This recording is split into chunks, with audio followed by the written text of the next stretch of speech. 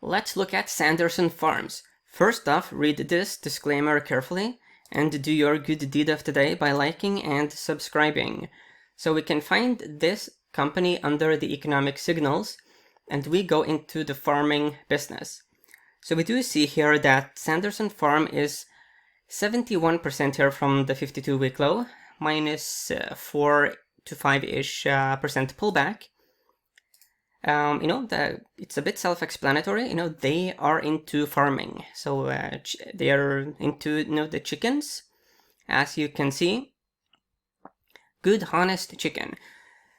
So it represents a set of values that we've had since 1947. We believe taking care of our chickens, our employees, our farmers, our customers, and our environment. Good, honest chicken is what we've believed in for 70 years, and that's not changing anytime soon. So here we can see their products. A bunch of chicken. Okay, so definitively, if we look here at the long-term picture here of the chart, we do see that the time cycles have been relevant for a very, very long time. Not perfect, but we do tend to see one major time cycle and then two smaller within. So that's been the theme for a long time, which increases the probability that it will play out going forward. If you look at the current time cycles, they do project weakness here heading towards later-ish September this year. So that is definitively something to take into account. Looking at the PPO, previous cycle peaks have been formed with this kind of PPO. So basically it's not a favorable PPO. So it's not a favorable PPO historically for the bulls. Looking at RSI, we do see something similar. We are towards a territory that represents elevated risk for bulls. Throughout the history here of Sanderson Farms, for long-term new positions, it certainly seems like the red 200-week moving average is a very nice risk-reward opportunity for new bullish trades. In a very large majority of cases, it works out well. Which means that the opposite is also the case. When we are very, very far away from that moving average, it means that the risk for bulls is very high. However, the potential reward for bears is, elevated. If you look here at the daily data points, it's a similar message. The RSI and the PPO have approached high-risk zones for bulls. Hence, the opposite is also the case. You do have interesting opportunities here for bears. When we look at the seasonality for Sanderson Farms, we do see a very sharp deterioration here for bulls. July, which is the current month, it is literally the weakest month, both in terms of how often it closes higher than it opened, and also the percentage loss on average is the highest. And this is over the last 20 years. Going to Finviz, we did approach the upper end of this trend line, and we have a bit of a megaphone-ish pattern. When we look here at analyst price targets, so the current stock price is $186, and you see that, you have to go all the way back here to 2019 to find the higher price target. So basically, the stock is way above the price targets, which is bearish. Going to SAFM, so let's get Sanderson Farm up here. So this is one of those just weird such situations where you see here that these analysts, and these are big names. This is Barclays, you get Goldman Sachs, you got BMO Capital Partners, Credit Suisse.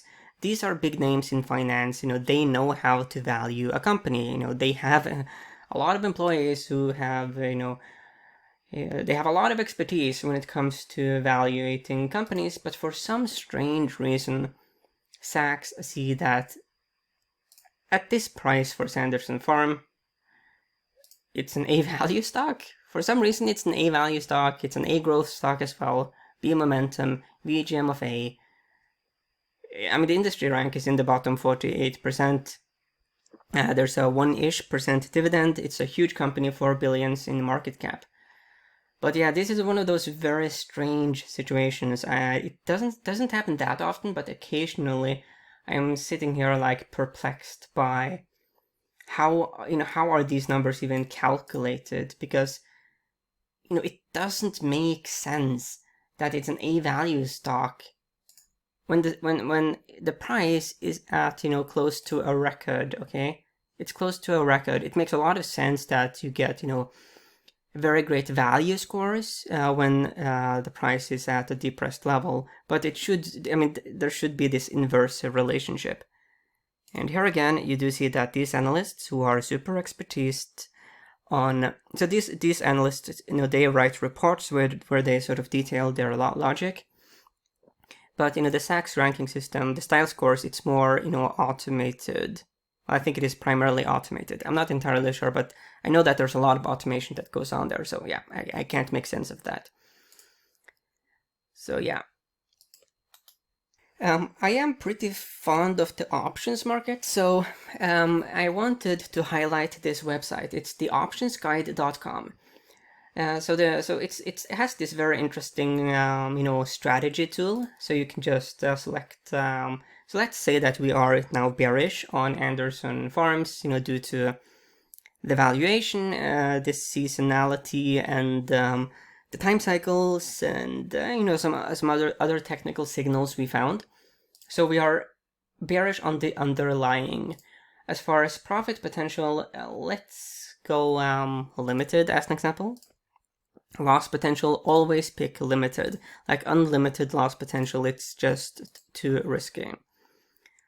So we can do it for a credit, and then we find strategies, the bear call spread. You can also do it for a debit. Then you have the bear put spread.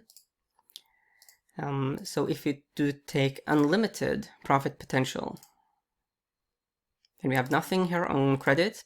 But when we go to debit, then we have buying index puts, going long put, and also using a protective call.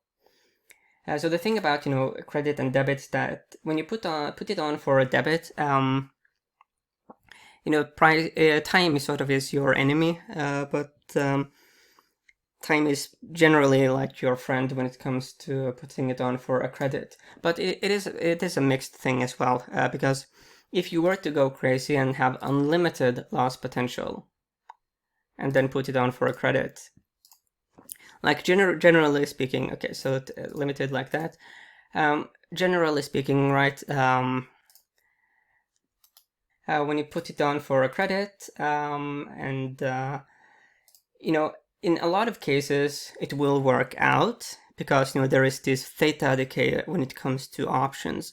However, there is a small percentage of times in which it doesn't work, when you are wrong, and then you can have unlimited loss potential in a very real sense. You literally can have some option trade that goes like 90,000% against you or worse. There literally is no limit due to that leverage. So basically, I would say just never do this. Never have unlimited loss potential. When we did put on unlimited here, we didn't get any strategies, but that's because the options guide, they use they present the basic strategies. Due to the way you can structure options, you can get very advanced. So you are basically only limited by your creativity, but getting into those super advanced strategies where you sort of can get the best of both worlds, then you really, really gotta be careful, because you get into those trades where the analysis tool on the platform you trade on, it might not be able to actually calculate the risk you are taking on. So you really need to know, okay, what is actually your maximum risk or risk loss? Okay. Yeah, whatever you do, of course, you want to let the trend be your friend.